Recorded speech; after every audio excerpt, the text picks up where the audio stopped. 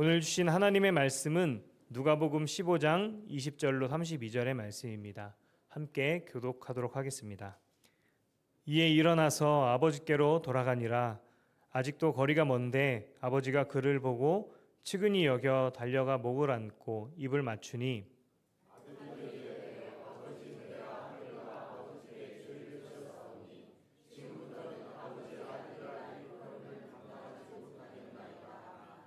아버지는 종들에게 이르되 제일 좋은 옷을 내어다가 입히고 손에 가락지를 끼우고 발에 신을 신기라.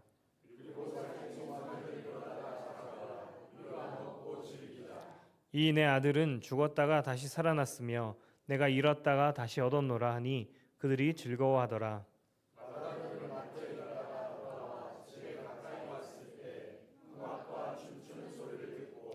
한 종을 불러 이 무슨 일인가 물은데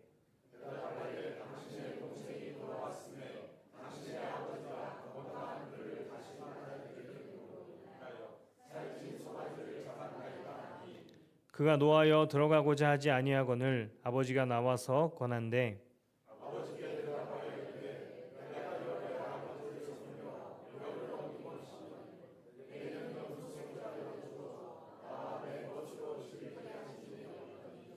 아버지의 살림을 창녀들과 함께 삼켜버린 이 아들이 돌아오매 이를 위하여 살찐 송아지를 잡으셨나이다.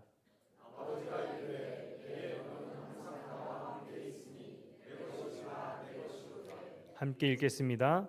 이 내 동생은 죽었다가 살아났으며 내가 잃었다가 얻었기로 우리가 즐거워하고 기뻐한 것이 마땅하다 하니라. 아멘. 우리가 주일마다 누가복음 15장에 나온 비유의 말씀을 갖고 함께 말씀의 은혜를 받고 있습니다. 정말 한 영혼이 얼마나 귀한가 하는 것과 또 찾기까지 얼마나 애쓰고 수고하고 또 끝까지 찾는 그 마음이 어떤가 하는 것들도 같이 보았습니다. 지난주에 우리가 함께 나눴던 말씀은 잃어버린 두 아들의 비유의 말씀이었습니다. 한 아들이 아니라 두 아들이었어요. 동생뿐만 아니라 형도 잃어버린 아들이라 하는 것들을 함께 나눴습니다. 아버지 없이 자기 멋대로 살려고 하는, 자기가 주인 되어 살려고 해서 결국은 재산을 가지고 집을 뛰쳐나간 이 막내 아들, 아버지를 거부하고 나간 아들입니다. 그 둘째 아들이 잃어버려진 것에 대해서 말씀을 하고 있습니다. 근데 그 아들뿐만 아니라 끝없이 자기 의로 인정받으려고 하고 그 의로 정말 이렇게 아버지의 인정을 받으려고 했던 그 아들이 되기를 거부한 것 같아요. 종같이 살았던 아들입니다. 그리고 자기 의로다가 판단하고 그렇게 정죄했던 아들뿐만 아니라 동생뿐만 아니라 이 형과 아버지까지 그렇게 판단하고 정죄했던 이 아들 또한 맏아들 또한 잃어버린 아들이라고 말씀하고 있습니다. 우리가 이 잃어버린 아들의 비유를 들으면서 그 두 아들만 생각하면 참 비참하게 느껴지기도 하고 참 절망스럽기도 합니다. 왜냐하면 너무나 그 모습이 저희들의 모습이기 때문에 그렇습니다. 누구 하나 예외 없이 두 범주에 들어가는 것 같습니다. 끝없이 내 멋대로 살려고 하고 내가 주인 되고 살려고 하고 하나님이 되어서 살려고 하고 싶은 그 마음대로 살아가고자 하는 그 둘째 아들과 같은 그 마음이 또 우리에게 동일하게 있습니다. 또 우리가 하나님께 부름받고 이렇게 나와 살아가고 있지만 끝없이 내 의가 앞서서 그 의로다가 나도 판단하고 또 다른 사람도 판단하고 심지어는 하나님과도 판단하고 나가는, 그래서 진짜 하나님과의 온전한 관계를, 아버지와 관계를 맺기보다는 오히려 그것 때문에 멀어져 있는 첫째 아들의 모습도 우리 가운데 보게 됩니다. 그런 모습을 보면 참 절망스럽습니다. 근데 이 비유의 이야기에서는 두 아들만 보라고 말씀한 것이 아닙니다. 사실은 진짜 우리가 보아야 할 한 분은 아버지지요. 그 가운데 있는 아버지입니다. 두 아들의 아버지가 바로 우리들의 아버지다, 너의 아버지다 하는 것을 사실 말씀하고 있습니다. 다른 표현으로 말하면 우리에게 아버지가 있다 하고 말씀하는 거예요. 우리에게도 아버지가 있다. 우리 스스로의 모습만 바라보면 갈 바도 알지 못하고 실수하고 주저앉고 자빠지고 넘어질 때가 많이 있지만 동일하게 주님께서 언제나 말씀하시는 게 너에게 아버지가 있다 하는 거예요. 나에게 아버지가 있다. 이 비유에서 말씀하고자 하는 주님의 의도가 있습니다. 둘째 아들에 향한 이 아버지가 어떤 아버지입니까? 사실 둘째 아들을 보면 둘째 아들을 보면 아들 자격을 어디서 찾아보기 어렵습니다. 사실은 이런 아들이면 차라리 없는 게 낫다 할 정도의 아들 아닙니까? 왜냐하면 아들이 먼저 아버지에게 유산을 달라고 하는 것은 이제 더 이상 아버지 안 돼도 괜찮아요. 이제 아버지 죽었으면 좋겠습니다. 왜? 죽어야 받는 유산 아닙니까? 그렇게 요청하는 이 아들. 아버지는 필요 없고 재정만, 유산만 물려달라고 하는 이 아들은 이미 사실 아들이 되기를 포기한, 나는 이제 더 이상 아들이 아니어도 됩니다라고 얘기하는 그런 일이죠. 재산의 3분의 1을 떼어서 갑니다. 근데 이렇게 얘기하는, 이렇게 아들을 바라볼 때 사실 당시 문화로 보면 이 아들은 집안에서 내쳐져야 할 뿐만 아니라 이름도 제명시켜야 하는 아들의 범주에 속합니다. 근데 아버지가 취하는 태도를 보면 아버지는 그 살림을 각각 나누어 줬다. 성경은 이렇게 표현합니다. 12절 말씀에 아버지가 그 살림을 각각 나눠 줬다.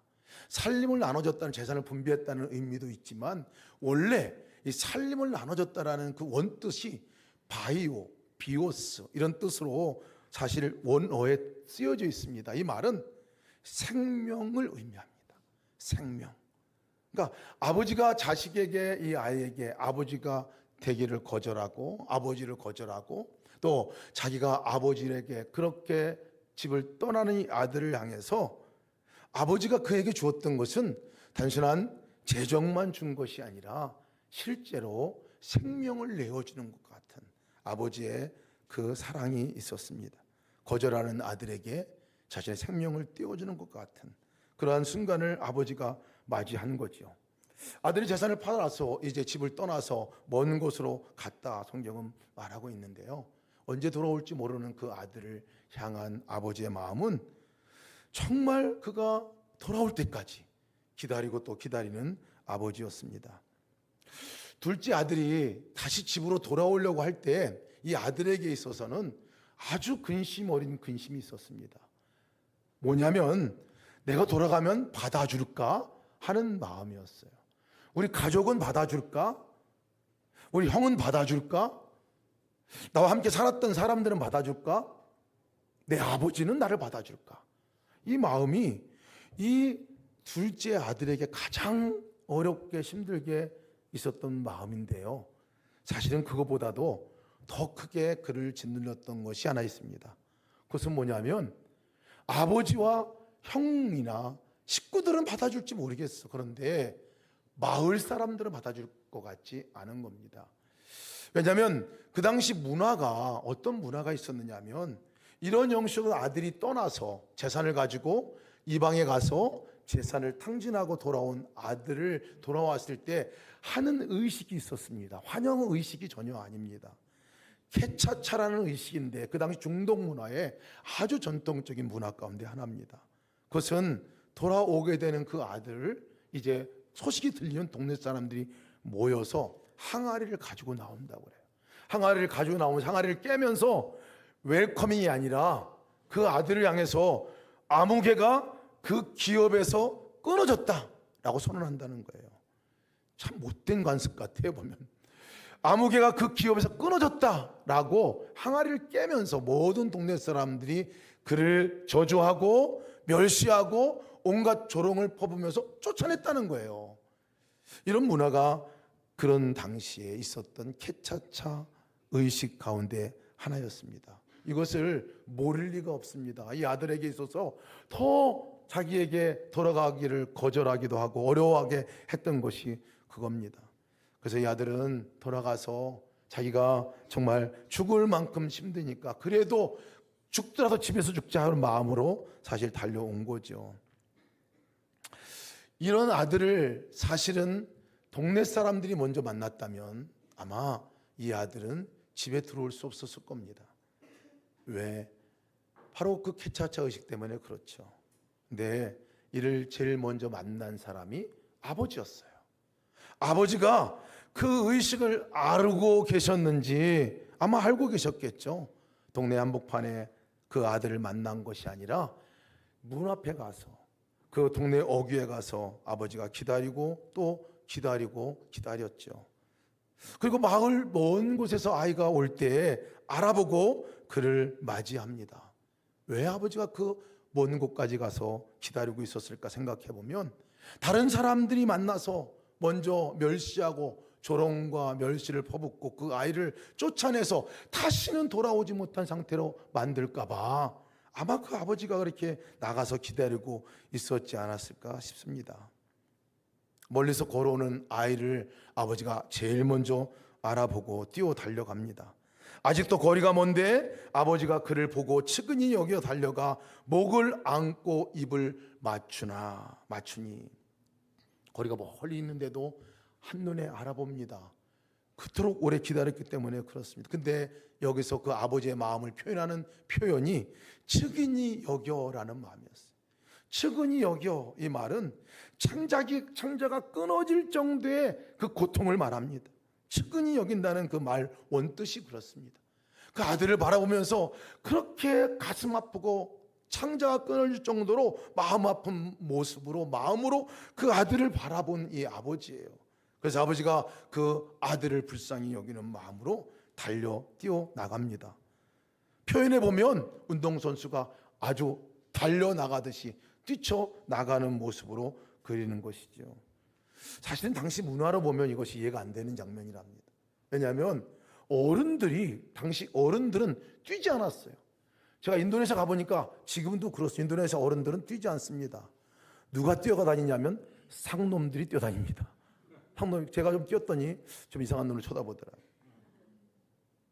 당시 문화는 더 심했습니다. 왜 그러냐면 단순하게 그것이 어른들이 뛴 그 자체가 아주 수치스러운 일로 여겼습니다. 어른들이 뛰어가면 그 당시 의복이 치마와 같이 통으로 된 옷을 입고 있었기 때문에 수치가 드러나기 때문에 하체가 드러나기 때문에 뛰면 안 되는 문화였는데 아버지는 그런 것 아랑곳하지 않고 뛰어나갑니다. 그 아들을 바라보고 그 아들을 향해서 마치 운동선수가 뛰어나가듯이 뛰어나가서 그 아들을 맞이했다라는 것입니다. 치부가 드러나도 상관없어요. 다른 사람이 욕해도 상관없는 거예요. 수치를 당해도 상관없어요. 그 아들을 향해서 왜 뛰어나갑니까?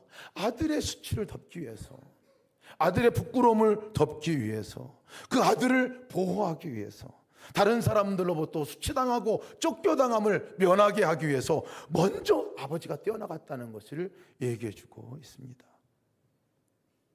어찌 보면 수치와 모욕은 아버지가 당한 거고 그 아들은 이 아버지로 인해서 그 수치와 모욕을 면하게 된 모습을 성경은 보여주고 있습니다.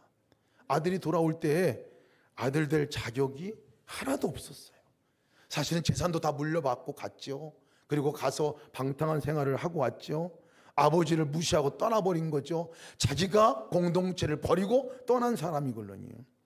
돌아올 자격이 사실은 아들 될 자격이 하나도 없는 아들이었습니다. 그런데 이 아들이요, 돌아올 때 자기 마음 안에 그래도 내가 가서 자격을 좀 얻어볼까 싶어서 집에 가서 품꾼의 하나로 여기게 해달라면 가서 내가 좀 있지 않을까 하는 얄팍한 마음으로 오기도 합니다. 품꾼으로 가서 일해서 밥 먹고 살고 아직까지 자기가 뭔가 인정받으려고 하는 마음이 있었는지 모르겠어요. 그리고 그 품꾼으로 돈 벌어서 빚이라도 내가 탕진한 것들을 갚아야 되지 않겠나, 그래서 내 신분을 회복해야 되지 않겠나, 이런 마음을 갖고 왔는지도 모르겠습니다. 그렇게 아들은 품꾼의 하나라도 여겨달라고 얘기해야지 하고 오는 아들이었는데요, 오늘 22절 말씀 보니까 그 아들을 받아들이는 아버지의 모습이 이렇습니다.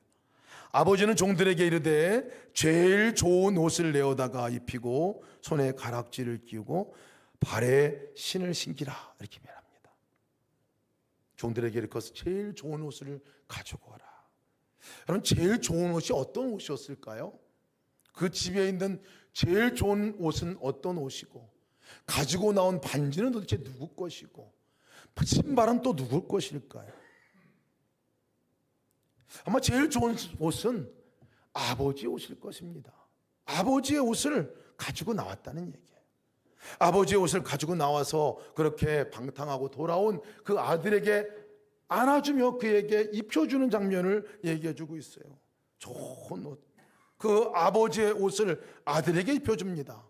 그리고 반지를 끼워줬다. 왜 하필이면 반지를 끼워줬다고 그랬을까?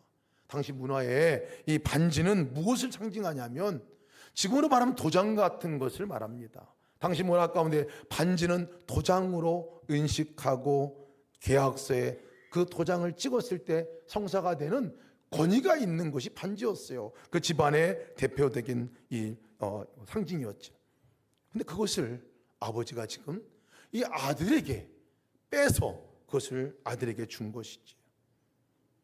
신발 또한 아들은 지금 누더기가 되어서 신발 없이 돌아온 아들인데 그에게 신발도 신겨줍니다.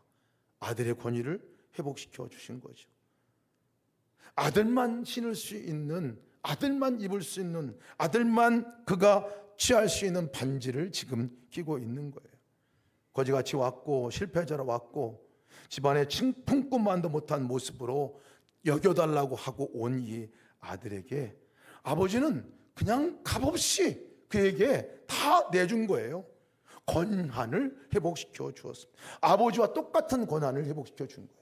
아버지와 똑같은 권한을 회복시켜 주었습니다. 그래서 마치 이 장면이 아들 임명식과 같은, 아들 임명식, 입양식과 같은 그런 의식과 같다라고 이렇게 생각이 듭니다. 아들이 노력해서 얻은 신분은 아니에요.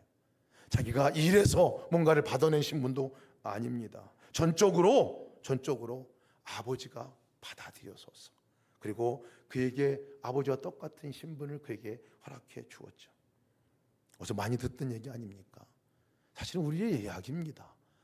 이 아버지는 둘째 아들의 아버지뿐만 아니라 바로 저와 여러분들의 아버지인 것을 믿으시기를 축복합니다. 전적인 은혜로 우리가 하나님께 그렇게 수용을 당했죠. 용납을 받게 되었습니다. 이 사절 보면 그리고 살찐 송아지를 끌어다가 잡으라 우리가 먹고 즐기자. 이 내 아들은 죽었다가 다시 살아났으며 내가 잃었다가 다시 얻었노라. 소를 잡습니다. 송아지를 잡습니다. 염소도 아니고 송아지를 잡아요. 가족들이 먹으려면 염소 잡아야 되겠는데 송아지 잡았다는 것은 온 마을 사람들이 다 먹을 수 있을 만큼의 분량을 잡았다는 얘기예요. 값을 지불했다는 얘기입니다. 다 초대해서.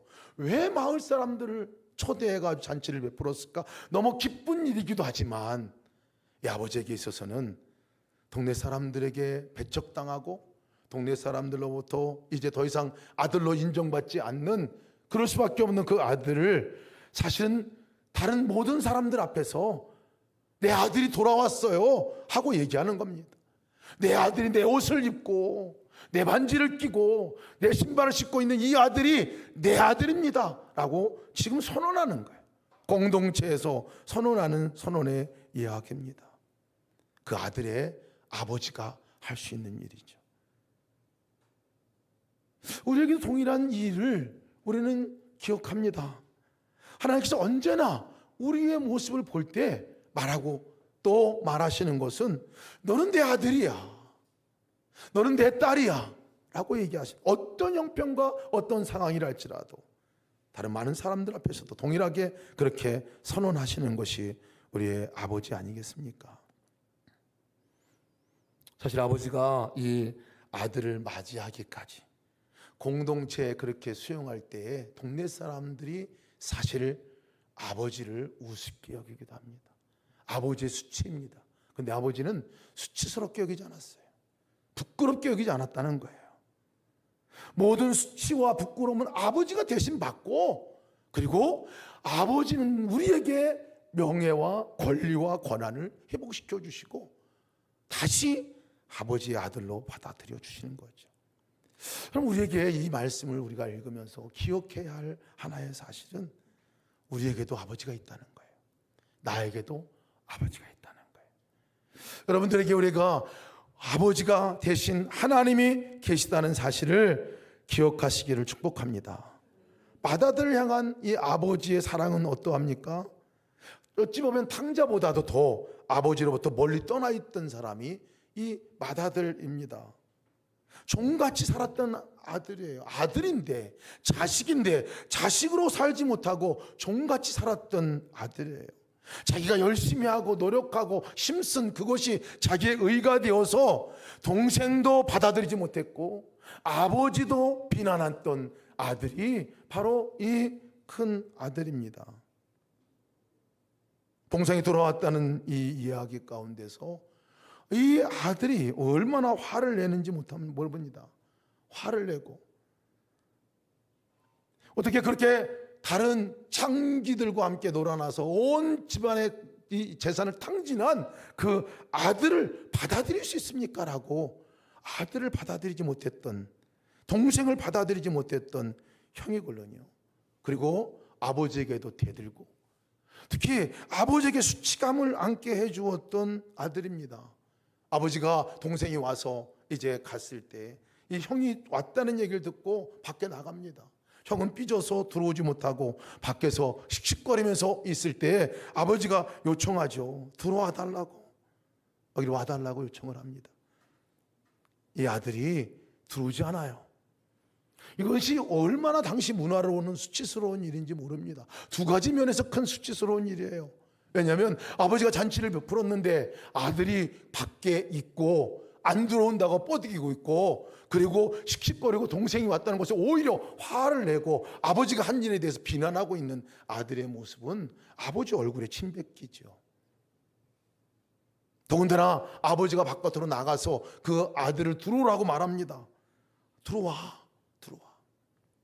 들어와서 네 동생이 돌아왔어 라고 얘기할 때 그 말에조차도 또 다시 거절하고 거부하는 아들입니다.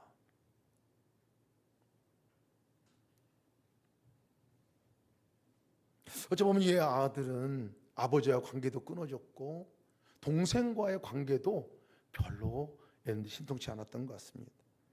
사실 아버지와 관계가 멀어져 있으면 다른 사람들과 특히 가족들과 관계도 멀어지게 되는 것 같아요. 자기만 알고 자기만 인정받으면 되고 자기만 유익이 있으면 되는 마치 독고다이와 같은 그런 형의 모습을 보여주고 있습니다. 그러면 안 되는 거죠, 사실은. 그러면 안 되는 거죠. 근데 사실 이 동생과 관계 속에서 이 형의 역할은 어떤 모습이었냐면요, 중재해야 하는 형의 역할입니다. 정말 정상적인 형이라면 이 아들이 재산 가지고 나간다고 얘기할 때 그때 말렸어야 합니다. 실제 이 아들이 땅 팔고 막 쫓아다닐 때 그거 말렸어야 해요. 그러면 안 된다고 말렸어야 하는 사람이 이 형이에요. 집 나가서 떠나 있고 아버지가 그토록 그 아들을 애타게 찾고 기다리고 있었다면 찾아가야죠. 찾아가서 그 아들을 데리고 와서 아버지에게 용서를 구하고 아버지 이 아들을 용서해달라고, 내 집에 있는 재산 이거 나머지 재산 이 아들에게 내가 정말 내 동생 같이 쓸 테니까 내 건 물려줄 테니까 이 아들을 받아달라고 사실 그렇게 얘기해야 하는 아들이었거든요. 근데 그 아들은 그 역할을 하지 못합니다. 근데 이 아들을 향해서 아버지가 취한 태도는 나무라지를 않아요. 그 서운함을 얘기하지 않습니다.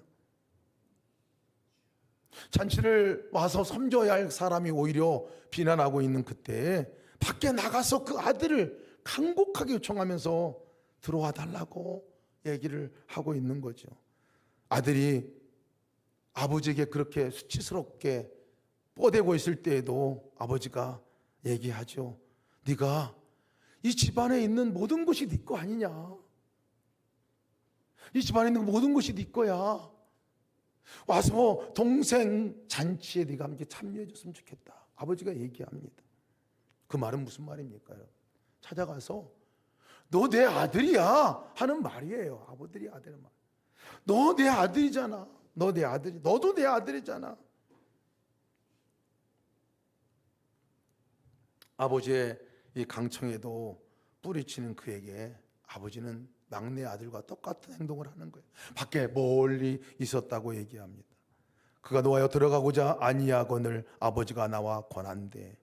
25절 보면 맏아들은 밭에 있다가 돌아와 집에 가까이 왔을 때 풍악과 춤추는 소리를 듣고, 거의 집 앞에 가까웠지만 들어오지 않은 그 아들을 향해서 아버지가 취한 행동은 집을 팍 차고 나갑니다.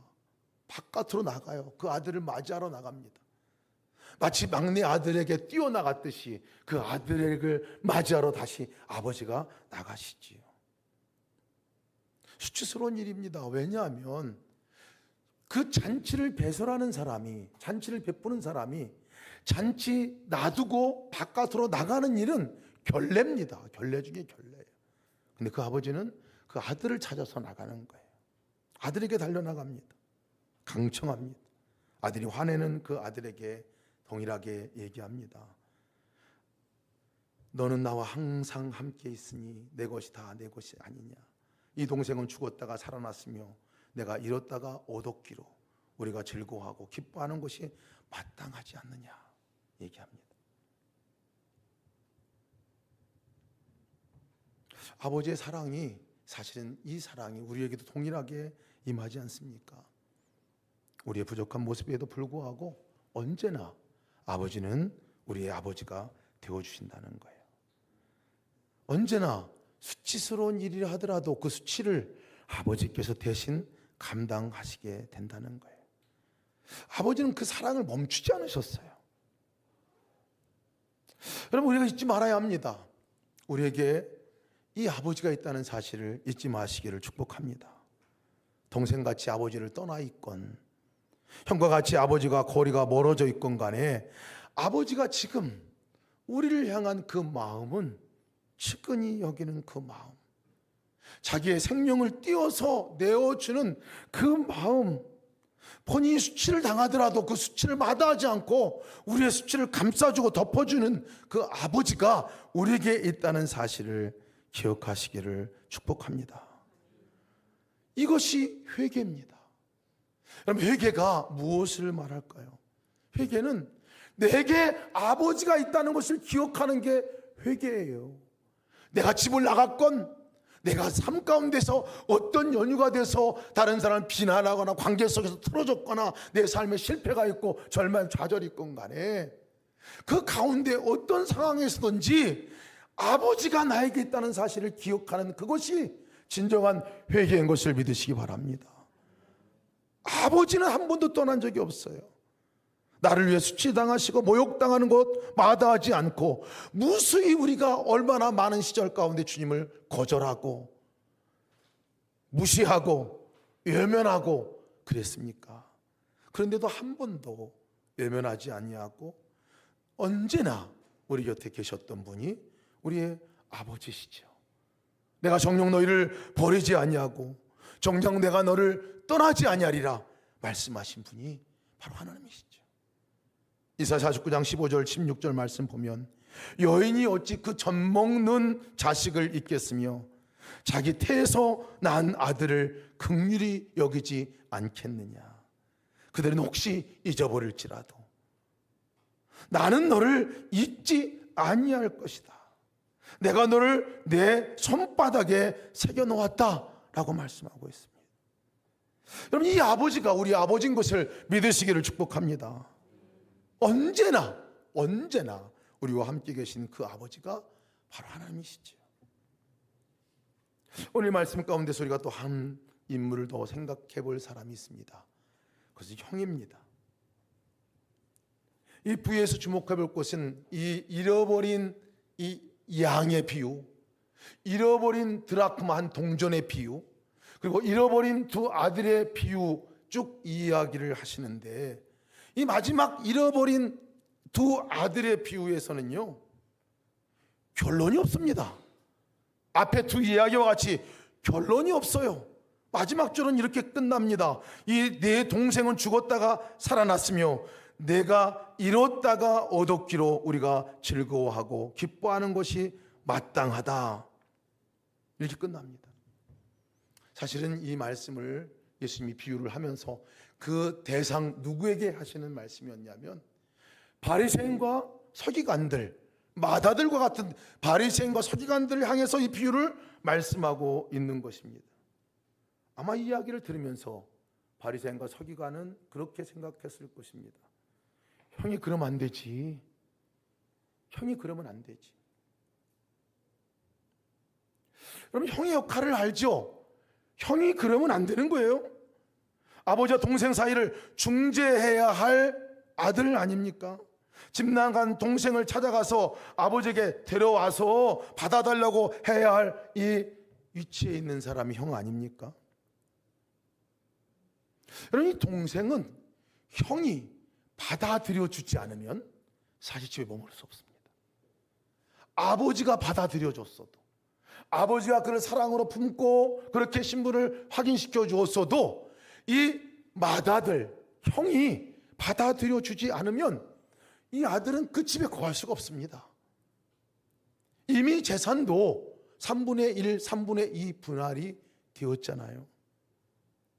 아버지와 함께 살고 있지만 아버지는 막내 아들에게만 재산을 분할한 것뿐만 아니라 3분의 2 재산은 이미 이 맏아들에게 가 있는 거예요. 맏아들에게 가 있는 거예요. 소유권은 이미 맏아들에게 옮겨준 거예요. 물론 처분권, 지난주 말씀드렸지만 이 처분권에 관한 부분들은 사실은 아버지가 죽어야 가능한 이야기이기도 하죠. 어찌됐든 간에 이 맏아들이 받아들여 주지 않으면 이 동생은 그 집에 머물 수 없습니다. 아버지가 잡은 어떤 송아지도 따지고 보면 이 형의 재산의 일부라고 볼 수 있을 겁니다. 섬기는 종도 집도 권리 행사를 할 수가 있겠죠. 아마 그래서 이 형이 화가 난 것 같아요. 더 화가 난 것 같습니다. 나간 것도 화가 났지만 들어와서 지금 내 거를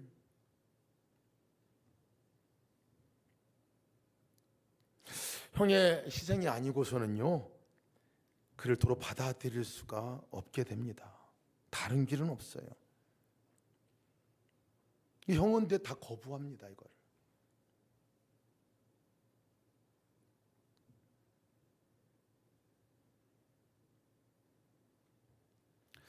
아마 이야기를 들으면서 이 당시의 법을 알고 있고 그 상황을 알고 있는 사람은 더더욱 형이 그러면 안 되지 라고 얘기했을 것입니다. 근데 우리는 다릅니다. 그 동생에게 있어서 형은 제대로 된 형이 아니었습니다. 그러나 우리는 달라요. 우리 삶 가운데 보면 진짜 집 나갔다 돌아온 탕자와 같이 살았던 그 동생이 돌아왔을 때 이 형과 같은 형이 아니라 우리가 진짜 형이 있다는 것을 우리는 이 말씀을 통해서 볼 수가 있습니다. 형으로서 지불할 대가를 기꺼이 지불한 형이 있다는 것이에요. 아버지가 그러하셨듯이 대신 수치를 당하고 동생을 품었듯이 하나님 아버지와 우리를 화해시키기 위해서 중재하기 위해서 우리를 위해서 수치를 당할 뿐만 아니라 십자가에서 기꺼이 자기 목숨을 내놓으신 형이 계시다는 사실을 기억하시기를 축복합니다. 내가 당한 수치, 내가 당한 모욕, 내가 당할 모욕, 이 모든 것들을 대신 당한 분.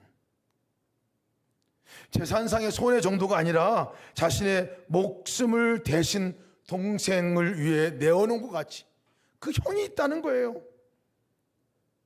우리의 수치를 가리기 위해서 자기 못을 다 벗어서 수치를 드러낼 뿐만 아니라 대신해서 십자가에 못 박혀 죽으신 대가를 톡톡히 지불하신 바로 그 형과 같은 존재가 예수 그리스도이시라는 것이에요. 벌어져서 쫓겨나가야 할 사실 받아들여주지 않으면 대가를 지불해주지 않으면 도무지 하나님 품에 들어갈 수 없는 거죠. 하나님 나라에 도무지 하나님 집에 갈 수 없는 존재였죠. 이야기를 팀 켈러가 탕부 하나님에서 이렇게 기록합니다. 형이 희생을 감수하지 않는 한 동생이 다시 식구가 될 길은 없었습니다. 우리의 진정한 형은 십자가에서 우리 대신 우리의 빚을 갚아주셨습니다. 거기서 그분의 옷과 존엄성이 벌거벗겨지셨기에 우리는 자격 없는 존엄성과 신분을 입을 수 있었습니다. 십자가에서 예수님이 버림받으셨기에 우리는 하나님의 집에 은혜로 값없이 받아들여질 수 있습니다.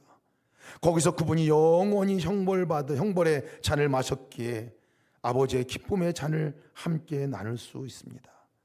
이런 진정한 형의 희생이 없이는 하늘 아버지가 우리를 받아주실 길이 없습니다. 사실 이 비유에서 이런 형의 이야기로 끝나야 합니다. 실제 비유에서 예수님께서 말씀하실 때 큰 형의 역할은 이 역할인 거, 이 비유로 끝나야 하는 것이었어요. 그 사실은 예수님께서 이 말씀을 하시면서 마지막 결론을 내리지 않고 그냥 마치신 이유는 이 서기관과 바리새인들에게 묻는 질문입니다. 그들에게 사실은 요청하는 요청의 내용입니다. 당신이 그 형이 되어 주셔야 합니다 하는 내용이죠. 당신이 그런 진짜 형이 되어 주셔야 합니다 라는 이야기입니다. 오늘 말씀을 읽으면서 우리에게는 그 진짜 그렇게 되어 주신 형과 같은 예수님이 계시잖아요. 우리에게도 동일하게 주님께서 말씀하시는 것 같습니다.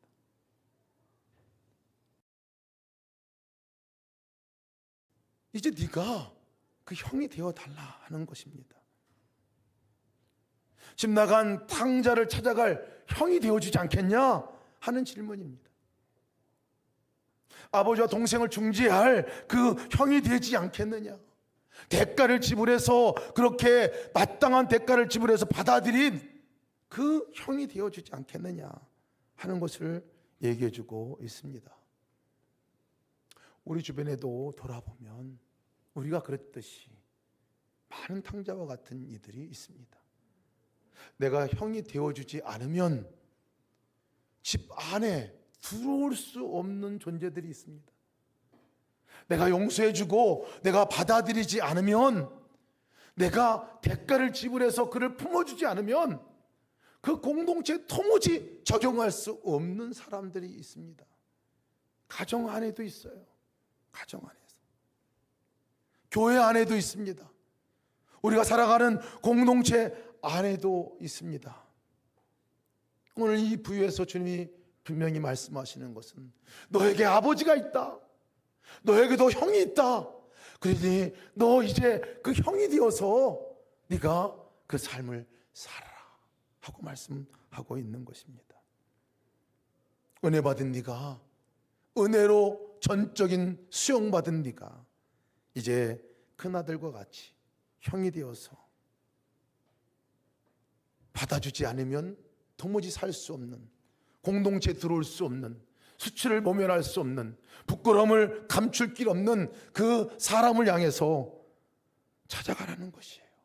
품어주라고 얘기하고 있는 것입니다. 저 여러분이 그 삶을 사시기를 주의 이름으로 축복합니다. 함께 우리 찬양하고 같이 기도함으로 오늘 마치겠습니다. 우리 찬양하실 때 나같이 일어나셔서 은혜 아니면 살아갈 수 없네 함께 찬양하시겠습니다. 아버지 은혜가 아니고서는 우리가 살아갈 수 없지. 형의 은혜가 아니었으면 살아갈 수 없는 사람이었습니다. 함께 찬양하고 우리 고백하며 나가겠습니다. 은혜 아니면 살아갈 수가 없네. 마저도 다 주의 것이니 참상 평안과 위로 내게 없어도 예수, 오직 예수뿐이네.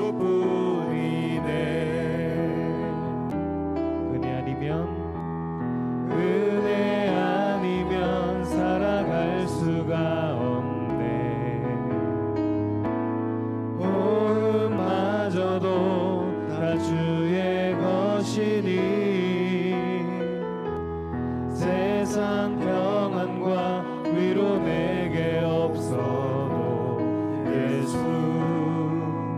오직 예수뿐이네. 그 신계획 다 볼 수도 없고 그 신계획 다 볼 수도 없고 작은 고난에 지쳐도 주께 묶인 나의 모든 삶 버티고 견디게 하시네.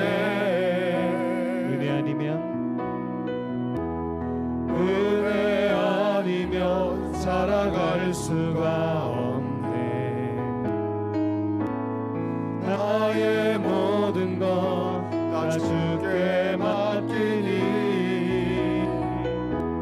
참된 평안과 위로 내게 주신 주 예수 오직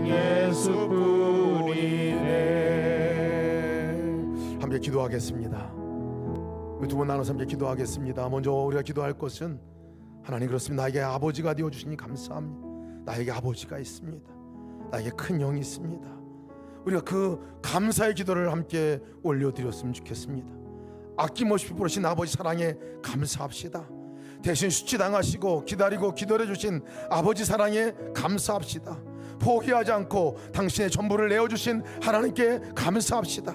또한 나에게 진짜 형이 되어주신 예수님께 감사합시다. 아버지와 나를 중재해 주시고 당신의 생명을 내어 나를 구원하여 아버지와 관계를 회복시켜 주신 생명의 주님께 이 시간 감사와 찬송을 올려드립시다. 같이 동성함께 기도하겠습니다. 하나님 감사합니다. 주께서 인도하셔서 아버지 하나님 우리를 위해서 죽으시고 우리를 위해서 수치를 당하시고 대신 내어주신 놀라운 사랑을 허락하신 하나님께 감사와 찬송을 드립니다. 아버지가 내 아버지로 감사합니다. 내게 아버지가 있음으로 인해 감사합니다. 내게 큰 형이 있음으로 인하여 감사합니다. 내게 생명 주신 그 아버지가 날마다 함께 하시니 감사합니다. 아버지 손바닥에 기억하여 아버지 이름을 새겨 아버지 기억하는 아버지가 계심으로 인하여 감사합니다. 날마다 아버지께 돌아가게 도와주옵소서. 날마다 아버지를 기억하게 도와주옵소서. 날마다 내게 아버지가 있음을 잊지 않고 살아갈 수 있는 놀라운 믿음의 삶을 살게 인도하여 주시옵소서. 오직 주께서 인도하실 기도합니다. 도우시고 붙드시고 인도하여 주옵소서. 감사합니다. 우리 또 함께 기도합시다. 함께 기도하실 것은 우리 또한 주님께서 너도 가서 그리하라 말씀하여 주셨습니다. 그 형과 같이 진정한 형이 되어서 주님 그 주님과 같이 중재하는 중재자로 덮어주고 용납하고 길이 참는 그 사랑으로 또 대신 수치를 당하고 다른 사람의 수치를 감싸주고 부끄러움을 감싸주는 그 자리에 너가 서달라고 주님께서 말씀하십니다. 예 주님, 내가 그렇게 하기 원합니다. 내가 정말 동생에게 맏형이 되어서 진정한 형이 되어서 그렇게 받아주고 또 받아주고 수용하고 또 수용하고 사랑하고 또 사랑하는 그 사랑의 통로가 될 수 있는 은혜 허락하여 주시옵소서. 함께 기도하시겠습니다. 하나님 감사합니다. 주신 하셔서 아버지의 삶 가운데 아버지 하시오 사랑으로 받아주시고 아버지 먼저 수용하고 또 아버지 참고 아버지 용납하고 용납하는 놀라운 은혜가 아버지 가운데 있게 하소서. 아버지 주여 많은 잃어버린 인자들과 같이 버려진 아버지 많은 영혼들이 있습니다. 아버지 그들을 아버지 찾아 아버지 나설 뿐만 아니라 아버지 주여 주님께서 이되어 대가를 지불하신 것 같이 마땅히 저희가 중재자가 되어 대가를 지불할 뿐만 아니라 중재자가 되어 사랑으로 나갈 수 있는 놀라운 은혜가 있게 도와주셔서 사랑하는 역사 우리 가운데 충만케 하여 주시길 기도합니다. 아버지의 온전한 사랑으로 나가 아버지 덮어주는 은혜로 아버지 나가 아버지 생명을 살려내는 아버지 그래 아버지 주의 힘으로 아버지 초청하고 아버지 그런 역사가 있게 하여 주시옵소서.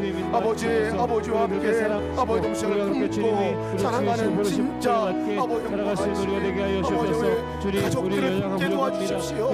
아버지의 교회 식구들을 품게 도와주십시오. 이 땅에 소외된 영혼들을 품고 나가게 도와주옵소서. 잃어버렸던 영혼들을 품고 나가는 놀라운 은혜가 우리 안에 있게 하여 주시옵소서. 주께서 이렇게 하시는 믿습니다. 은혜와 사랑이 충만하신 하나님 감사합니다. 잃어버린 우리를 아버지 하나님여 주여 찾고 찾을 뿐만 아니라 기다리고 기다리셨고 아버지 주님의 그 생명까지 내어주시고 수치를 당하고 부끄러움을 당할 그 자리에 대신 수치와 부끄러움을 당할 뿐만 아니라 우리를 안고 품고 아버지 기억하시고 아버지 우리에게 생명까지 내어주신 놀라운 은혜에 감사를 드립니다. 아버지뿐만 아니라 우리에게 형과 같이 예수 그리스도가 아버지에게 찾아와 주셔서 하나님 나의 모든 죄의 수치와 죄의 그 모든 벌을 아버지 주여 대신해서 십자가 위에서 못 박혀 죽으실 뿐만 아니라 아버지 하나님 주여 우리에게 그 자녀됨의 권세를 물려주고 대신 아버지 아들이 되게 하고 딸이 되게 하셔서 하나님의 권세를 누릴 수 있도록 그렇게 인도하신 주 예수 그리스도께 감사와 찬송을 올려드립니다. 아버지 우리 삶 가운데 한 번도 떠난 적 없으신 하나님 아버지, 한 번도 떠난 적 없으신 우리 형 되신 예수 그리스도를 기억하게 도와 주옵소서. 하나님 날마다 그 주님과 함께 날마다 살아가게 도와주시고 날마다 돌아가게 도와주시고 날마다 바라보게 도와주시고 날마다 기억하게 인도하여 주시옵소서. 오늘 또한 우리를 향해 초청하시는 말씀 듣습니다. 형과 같이 아버지 하나님의 주여 동생을 회복시켜주는 그 자리에 중재자의 자리에 아버지 하나님의 주여 하나님 집에 들어오게 할 수 있는 그 토전의 자리에 우리를 써주시고 사용하여 주시옵소서. 우리들의 가족 가운데 잃어버린 자가 있습니다. 잃어버려 도무지 아버지 하나님 주여 오기 어려운 자 있습니다. 하나님 우리가 큰형과 같이 맞아 정말 진정한 진짜 큰형이 되고 진짜 아버지의 마음 갖고 나가는 그 자가 되어서 아버지 하나님 주여 품어주고 사랑하고 용납하고 아버지 그렇게 받게 하여 주시옵소서. 그러나 잃어버렸던 많은 영혼들이 우리를 통하여 돌아오게 하시고 품어지게 도와주시고 아버지께 온전히 안기는 역사들이 있게 하여 주시옵소서. 오늘 예배로 나온 모든 성도들을 축복하여 주시기를 기도합니다. 드린 예물을 축복하여 주시고 아버지 드린 감사 제목을 주께서 받아주시고 아버지 드린 예물 가운데 하나님 이 예물이 정말 잃어버렸던 영혼들을 구하고 저들을 찾게 하는 그 가운데 쓰여지게 도와 주옵소서. 하나님 나라가 확장되는데 온전히 사용되는 예물 되게 도와주시고 드린 손길들 위에 하나님의 복을 허락하여 주셔서 아버지와 함께 예수 그리스도와 함께 날마다 동행하는 그 복과 은혜를 누리게 하여 주옵소서. 날마다 아버지가 기억나게 도와주시고 생각나게 도와주시고 붙들고 바라봐지게 도와주옵소서. 그래야 주께서 주시고자 하는 놀라운 축복을 누리며 살아가는 온 성도들에게 인도하여 주옵소서. 성도들이 있는 자리에는 아버지 하나님 주여 외면당하는 자, 버려진 자, 잃어버린 자 없게 도와주시고 그 자리가 회복의 자리로 주님께 터닝하는 자리가 될 수 있도록 축복하시고 인도하여 주옵소서. 이제는 우리 주 예수 그리스도의 무한하신 은혜와 하나님의 극진하신 사랑하심과 성령님의 함께하심과 동행하심의 역사가 이제 우리에게 큰형과 같은 예수 그리스도가 계시고 우리에게 아버지가 계시고 이 확신과 믿음 가운데 나가며 큰형과 같이 다른 모든 이들에게 온전한 사랑과 은혜를 베풀며 나가기 원하는 모든 사랑하는 성도들 머리 위에 이제로부터 영원토록 함께 하시기를 간절히 축원하옵나이다.